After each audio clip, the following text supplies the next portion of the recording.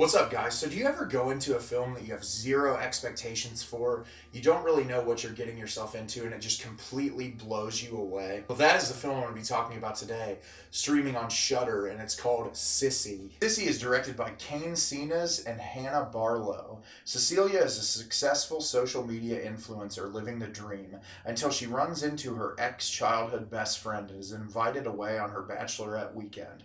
Suddenly, Sissy finds herself stuck in a remote cabin with her school bully and a taste for revenge. So I had no idea what to expect with this film when I started watching it. And this movie was awesome. I loved every second of this movie. Similarly to the film Bodies, Bodies, Bodies that was released this year, this movie is doing a social commentary about the internet culture, the way the internet culture impacts everyone's lives. I wouldn't say that this is necessarily a commentary on Gen Z. It feels like it could probably be people that are a little older than that. But this movie did everything that Bodies, Bodies, Bodies wanted to do, but 1,000 times better in a way that, like, even though there are a ton of unlikable characters in this film, they're very watchable. And that's because they're all given character traits that make you not want to look away from the screen. The dialogue in this film is pitch perfect. It's absolutely incredible. It really hits some of it really on the nose, but in a way that is so funny that just keeps you wanting more.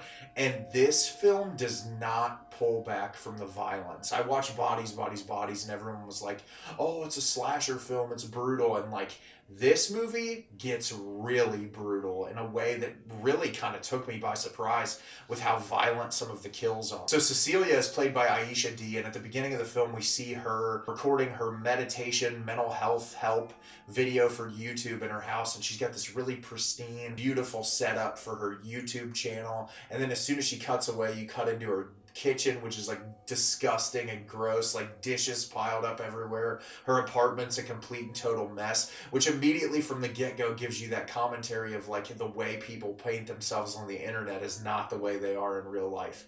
And she ends up going to the grocery store and running into her friend Emma, played by Hannah Barlow, who is one of the directors of the film. And so she goes there, runs into Emma, and Emma like freaks out. The two of them were super close. You really get early on, Cecilia has these flashbacks to her and Emma when they were really young, and you kind of get this picture painted of like that the two of them were like best of friends. And she says, oh, it's been so long since I've seen you. I'm getting married. Why don't you come to this party that I'm having? So she goes to this party. She meets her fiance. They start to talk, and she says, hey, I'm having my bachelorette party this weekend, which I don't know if this is like an Australian thing, but like they call it a hens party, which I'd never heard of before in my entire life. But they ask her if she wants to go to the bachelorette party. Well, Emma does in particular. And she's kind of hesitant at first because she hasn't seen her in a really long time. But she reluctantly agrees to go. And so she goes out there. They end up spending time together. But what she doesn't realize is that her childhood bully is there. And the two of them kind of, clash really early on, and you're getting flashbacks of something that happened between the two of them, but we're not 100% sure what it is.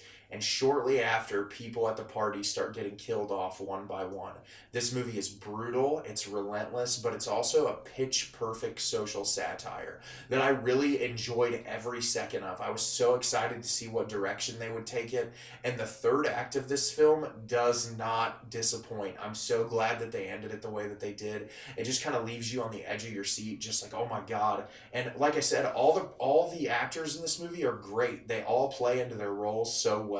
Like I said in my Bodies, Bodies, Bodies review, all those characters were so insufferable in a way that they weren't well written or compelling enough to want me to keep watching. I just was so sick of them within the first 10 minutes. I didn't care what happened to any of them. In this movie, you have our lead character who obviously is the one that you're supposed to sympathize towards early in the film. She's been bullied her whole life. She's in isolation. She's trying to help other people.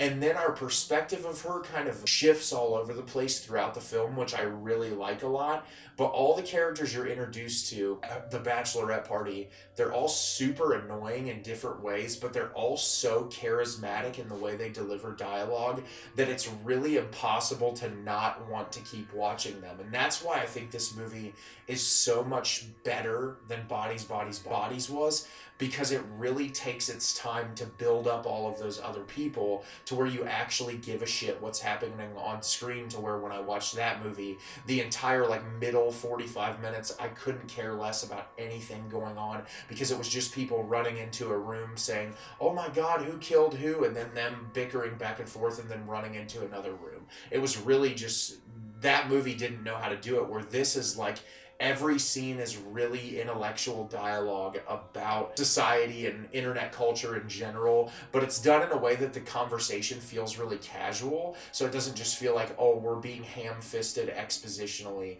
to where we're just gonna like tell you exactly how we feel. And this movie is wonderful. If you get a chance to watch it, if you have a Shudder subscription, you should definitely check it out. If you don't have a Shudder subscription, you should get one. They have an amazing selection of films. It's one of the cheapest streaming services that you can get, and honestly, I enjoy it way more than Netflix or Hulu or Prime Video. I spend most of my time on Shudder and the Criterion channel. They provide the best films out there right now, and this movie you do not need to miss. So have you seen Sissy? Did you love it? Did you hate it? Leave me a comment down below and let me know what you thought. I thought this movie was brilliant. It really took me by surprise, really unsettled me, and it's just one of my favorites of the year. As always, if you can like the video and subscribe to the channel, it helps me out a lot and lets me know the type of content you're looking for. I'm always looking out for new things to review. If you have any recommendations, let me know in the comments.